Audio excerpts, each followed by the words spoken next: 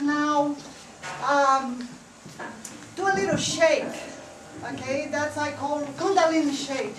This one. So we do a little bit like. And we start like do a little.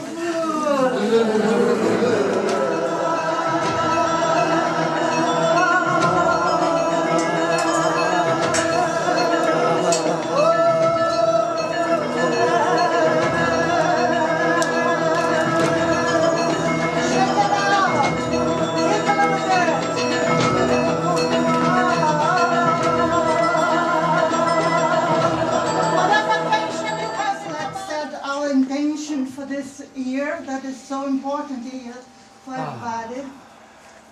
So in your heart, set intentions that you want for this year personally and for the whole planet altogether.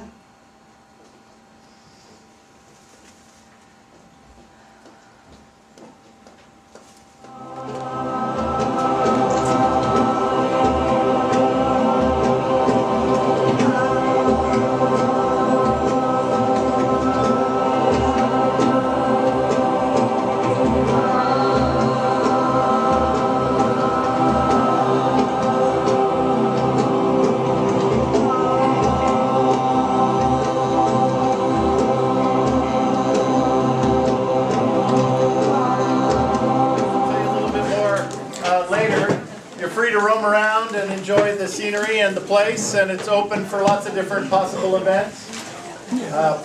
My name is Peter Melton, by the way. I'm working with the Lotus Guide to help produce this event and also to help make the Lotus Guide a big community resource here in Chico and beyond. Thank you, Peter.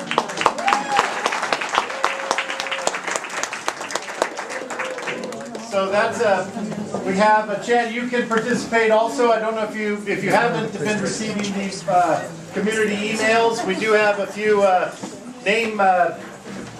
sign-up sheets that you can put your name and email address on a sign-up sheet so that you'll receive the emails that come out every 2 weeks telling you about great events. Also, there was something else I was just going to say that just slipped my mind. But you gave a nice little round of applause, but what I wanted to say is that I'd like you to stir up one more great round of applause for Dara and Rahasha.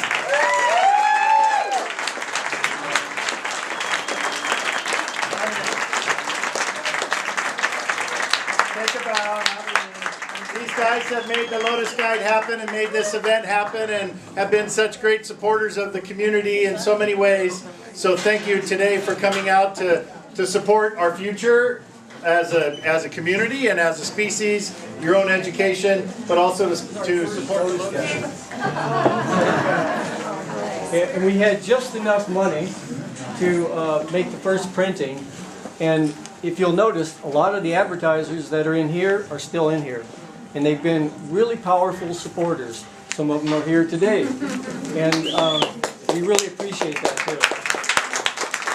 You can see how it's grown. Just pass it around. Okay, you know, I was thinking of, there's so much that I could say about today and what's going on in the world.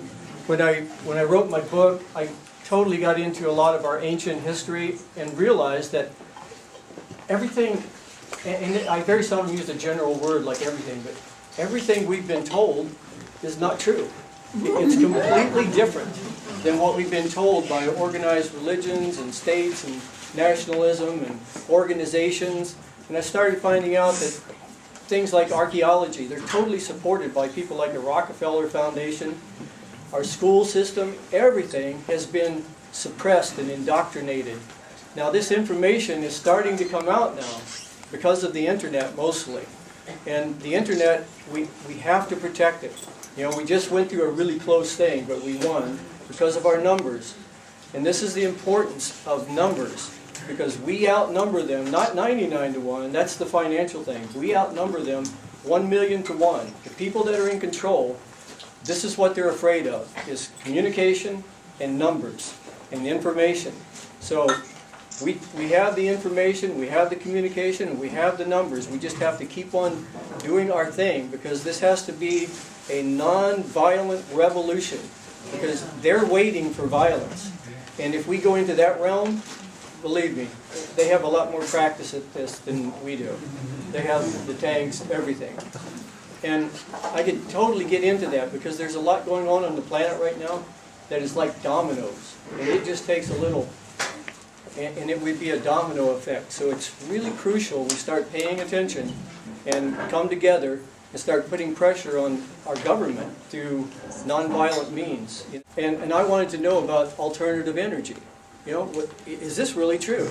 Can we have a generator, actually they call them accumulators, can we have a generator that's actually running on free energy, no exhaust, no detrimental things to our environment? He says yes.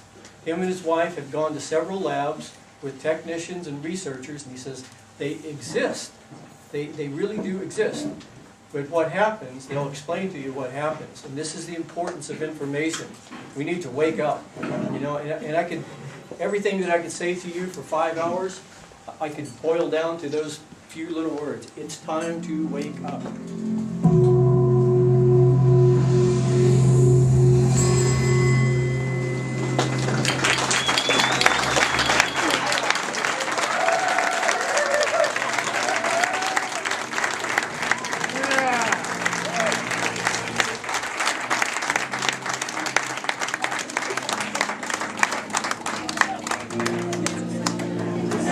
What'd you think?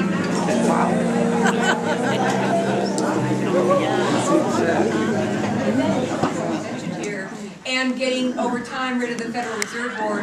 And so it's a National Assembly and the three branches of government will be given the petitions. And then by 2014, if things haven't been done, you know, there'll be a mounting a third party or an independent party, and 2016 and so on. And you all, I've opened a place called 100th Monkey Books, Music and Awakening, Books, Music and Art for an Awakening World down at 830 Broadway. And we do have the Occupy Chico meetings there. The next one will be February 9th. This is very exciting that the Occupy people everywhere, it's like those imaginal cells, really, you know, moving out. And yeah, that's just what I Share want to with share. you that there is the formation of an eco-village in the Chico area that was just a dream and now it's really starting. We now have our nonprofit status. Oh wow, congratulations. And, yeah, and we're moving towards grant writing right now. This project is more than just co-housing. It's going to be completely sustainable in every way. Food production, energy production, healthcare through the lifespan, from birth. I really think that every 13,000 years we go through that shift from darkness to light, from light to darkness. It's a 26,000 year cycle. And right now we're at the part where we're coming out of the Kali Yuga and all the darkness, the Dark Ages. We're starting to wake up again, and we need to take advantage of this window of opportunity to wake ourselves up and become responsible individuals. And we do that by having compassion and empathy and caring. Because they've actually done genetic testing on people, and there's 6% of the population that lack the possibility of even having compassion and empathy. And these are the kind of people that are driven by money and power and have worked their way up to the top of the pyramid. So what we have to do is wake up. For those who don't know me, I've been doing documentary films for about 15 years. My name is Trevor Underman. I'm actually I'm French born, but I've lived in the States now for about 20 years. And I've done over the past 15 plus years, especially feature-length documentaries dealing with war and human rights abuses, exposing war profiteering, looking at who's suffering and why. And so I've been very much in the dynamic of trying to identify some of the evils of our world, and some of them, of course, are... I think what needs to really happen is for us to live by a notion of respect. Respect for fellow citizens, respect for nature, respect for anything that's beautiful and needs to be respected in this world. And it's happening. Our website is chicosidewatch.org. Basically what we are is a geoengineering and aerosol spraying awareness group. We're trying to do grassroots awareness, inform people. We're also trying to do political and legal stuff. We're starting to get into that a little bit. We were doing tests in Chico, Aerosol spraying is known as chemtrails. Some people don't like that term because it has a lot of baggage attached to it, but it's basically what people know it as mostly. We're doing testing in Chico of water sources, and we're finding very high levels of aluminum, which is very toxic. The highest we found was over 7,000 parts per billion in Horseshoe Lake. That's that little lake up by the golf course in Upper Bibble Park. The maximum contamination level for aluminum is 1,000. That's when the EPA is supposed to come in and do something. I'm a faculty member at Butte College. I teach sustainability and sustainability studies and sociology, and classes are fuller than ever. Students need to get involved in this new paradigm shift, and it's so exciting to watch. And so rather than talk about the program, I'd rather just introduce some of the students that are here. I'm also the advisor of a club on campus, which is a Butte chapter of the California Sustainability Student Coalition, which is really bringing students together from across the state, linking arms. And they have some great initiatives going on. So I kind of want to introduce you guys and let you get up and talk about your initiatives. They're looking for allies. Is there Who's going to stand up? Right, yeah. So there's one initiative in particular that California sort of sent back after this convergence we had as students throughout California, and they were really pushing Move to Amend. Me specifically and another rep in Arcata got elected as the co-chairs of pushing Move to Amend through universities and community colleges, and we sort of tried to get the brain idea going of maybe if we can pass the Move to Amend to end corporate personhood and financing of political campaigns through Chico and Butte College, Chico State Butte College, that we could probably get Chico City Council to adopt it, and Davis is pushing for the same thing, and through Sacramento. So things are going from the student level. The last city council, John Lubas brought it before the city council for Chico to do it, and then they accepted that they would go ahead and take it into internal affairs committee. So do connect with the city council if you haven't already done that. Are group building a coalition in Chico to show support amongst this from businesses and? Well, I just know that it came forward in John Lubas and the city council, so the city council's heard it and is going to take it into consideration, and so. That would definitely be one thing that almost anybody in here could do after watching this film is finding, one business or, homeowners association or something that supports, an amendment like this in Chico.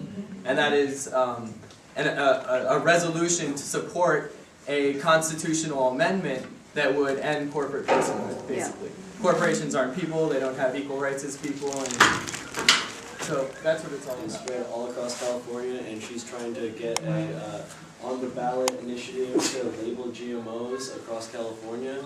And it started off as trying to ban them, but then that didn't get a good foothold. So we're going to start with labeling and see what we can do from there.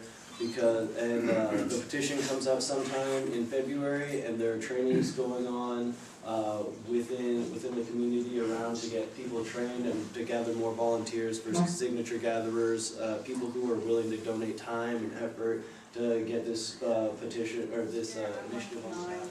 Take Back the Tap, which will be taking corporate bottle sold water out of our school. It's going to be a big commitment. I want to work with Clean Canteen to see if they can help with bringing water bottles to our clean canteens to our campus so that we can use the hydration stations instead of bottles. I'm Kevin Killian. I'm working with the Butte chapter of the California Student Sustainability Coalition.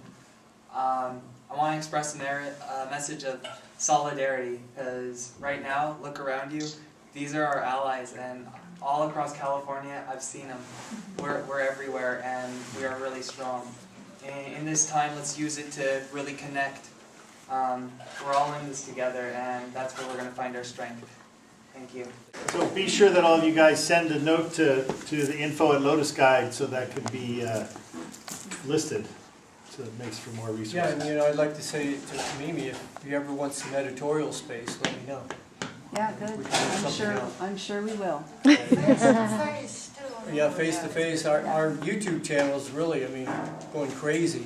Great. We do these interviews like with David Icke and all these people. If you go to youtube.com/Lotus Guide, you'll see some interesting interviews, one with Foster Gamble, with David Icke and Sheldon Neidl. All these people are like, they're out there over the horizon looking further than a lot of us can see because they're so... I just wanted to express in particular a point that you were making that I thought was really great about finding a way to show these projects, show the heroes, show what we can do, and catapult that on a stage where more people can see it as a way of generating social change. I think that's great, and a database is a great way to do that. I've been involved for the last 2 years with a nonprofit project called Pick Up America, where some friends and I from Maryland started at the coast of our home state and started picking up litter and walking across the country, building solidarity, building unity with people for cleaning up the earth and restoring our democracy, both hand in hand.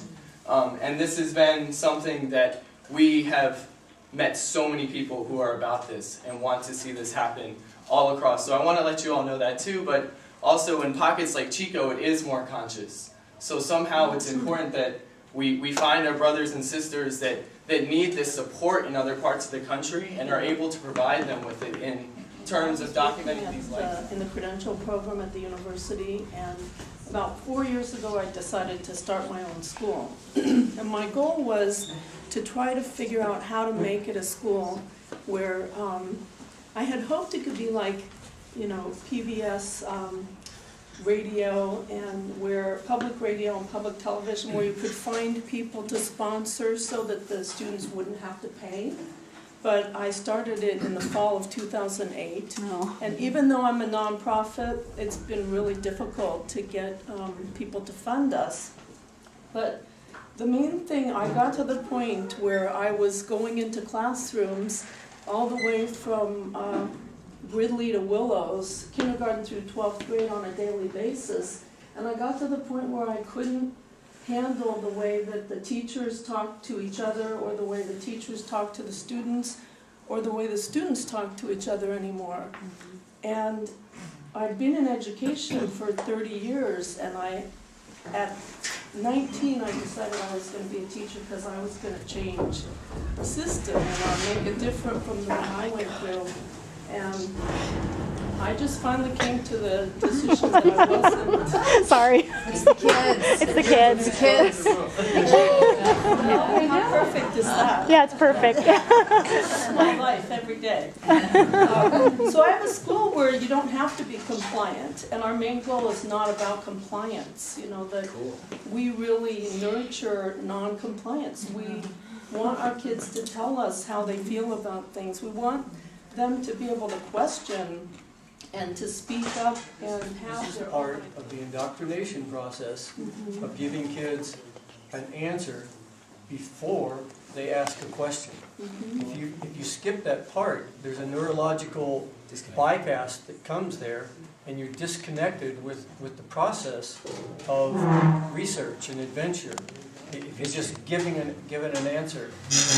The danger, that I ran into this when I was writing my book, the danger of beliefs is prematurely giving somebody, like if you all came here and you were all like starving and hungry, what good is it going to do if I show you bunches of pictures of food from a cookbook? But that's exactly what asked me here a while back, you know, what do we do? You know, and I really don't know what we do, but I know what we have to be. We have to be awake. Because I really think that if we fight any of this on their level, it's like Einstein saying that you're never going to come up with the solutions from the same level that created the problems. We need to rise our consciousness, and that is an individual effort on all of our parts, connecting and tuning into these higher frequency vibrations that are coming through, and I see people waking up. I see it, I feel it. I feel something in my chest area waking up. I feel a new sensation over the past couple years. And without that, we're not going to get the right answers. Because our brains, the smarter we get, the bigger our bombs get. Forget being more intelligent. We have to be more spiritual and more awake and more conscious to figure this out. My contribution is the meditation. That this meditation was created for my teacher in the late 60s. it's a meditation. You all was here to the meditation? Mm-hmm. Yeah, so this meditation is to release, was made for the Western people, for the modern men, I would say. Because all that meditation was created 2,000, 4,000 years ago. So I think if we all have meditations that rise our consciousness. Dara, I guess it's almost 5 years ago now, and I began taking her classes. And I had been a student of metaphysics and spirituality for about 25, 30 years, and had explored a lot of disciplines, and as most people, I'm sure everyone in this room, realized how to connect. But there was a critical piece that was missing. And when I came to Dara, I didn't even know I was missing it. And as usually, right, when something's missing, you don't know you're missing it. And it was really the connection with the body. And so, you know, one of the things, because we're a threefold being, and when we begin the spiritual path, many times we get really locked into the middle body, the Buddhic bodies, and we get, got all these non-material bodies. But really, what I've learned in this meditation with Dara is that, and I knew this intuitively, is that once we contact the higher frequencies of the higher self, then our mission is to live it. And the only way to do that is bring it through. And so that's what I learned from Dara, and that's how we began our journey together in my supporting her through the music. And it took us 2 years to do that CD. I'd take her all these songs. She'd go, oh, I don't know about that. I don't know about that. And then finally she'd say, that's it. That's it. So the message is whole being. The message is be here now. The solution in the movie was there were certainly a lot of worldly things to do, but at the end of the day, he said, tune in, right? But we're not going to drop out. Unite, because, they may be gutting the Constitution, but the Constitution is still there. Yeah. And if enough people can unite and say, whatever you did to it, that doesn't stand anymore, this is what it is, and this is what it shall be, then that's what it will be. But the only way we can do that is to unite, and that's why I see the Occupy movement. I'm a sociologist, and I've been studying social movements for 30 years, and for me, it's I can't even believe that it's happening that fast, and that they're connecting the dots in the way that they're connecting them. It took me 30 years. And they're connected, and they're full on, and it's worldwide, and this is where our salvation lies, and it's with each other, and it's with numbers alive. You guys have no rights. Nobody has any rights. Sitting on one's butt and waiting for rights to come from the heavens is ludicrous. And waiting for Big Brother, who wants your obedience and your work and your life, to give you rights is ludicrous. You have right because somebody else feels that they have duty towards you, honest duty. They really believe that they have a duty to give you something. They giving you something becomes your right. You giving them your duty becomes their right.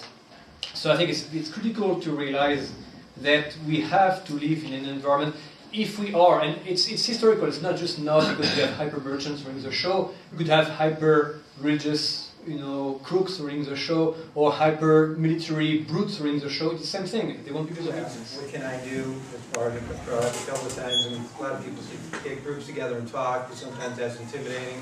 You mentioned spread the film around, and the film itself has, if you have a computer, you can download it and for $5. Yeah. So get your neighbors together, sit in the room and have a night where you just have them watch the movie. Download for $5 is cheaper than renting a movie or buying the DVD. And just have a dog after the movie. Take nothing for granted right now. We have to take action. Thank you. Well, along those lines, it seems to me that, you can't just do this once and then go home and watch TV and get back into the thing. I mean, like the daily life, my own personal daily life is certainly not centered around being around a lot of people that I don't know and talking about something that seems to be, it's not so much if it's going to happen, it's almost like when it's going to happen, when some type of a shift is going to happen, and whether or not that shift is going to be catastrophic and people are really going to be suffering a lot, or whether it's going to be a kind of shift where we've known that it's coming and we're prepared for it, and we can take it more as a bump instead of as something like, fall off the edge. I don't know how much everybody else would feel about maybe getting together again or doing something along those lines, because it seems to me like, that's the only way to really kind of like become some type of a force as far as being together, like you're talking about, is that you're going to have to know who these people are and who our neighbors are, and perhaps bring a friend or whatever, because we're part of the change, right? And it's not going to be the rugged individual that's going to stand. What we're talking about, Mark, is feminine energy, and that's sort of what's moving into our realms and dismantling patriarchal, rigid organizations. And feminine energy is subtle, but I tell you, if you've ever worked with a woman, like moving, man, we can lift really heavy weights 3 or 4 times, but women, they can lift like 20 pounds, like for hours and hours and hours and hours. And that energy is a subtle push, and you don't even realize it until you're into that realm where it's pushing you, where male energy is like, pow, And I think more that we open up to that and find that feminine energy inside ourselves, we'll feel that push into this new realm, and it'll be comfortable for us if we're in tune with it. But anything that's rigid, it's going to break. Anything that's male and masculine to that old paradigm, it's going to break. The first thing that we seen that broke was Russia. It was so rigid and so hard, so crystallized, that it couldn't stand this energy as it kept moving in. The Berlin Wall, it broke. And we need to be careful, because we can't hold on to those old paradigms. We need to bend and go with this new energy.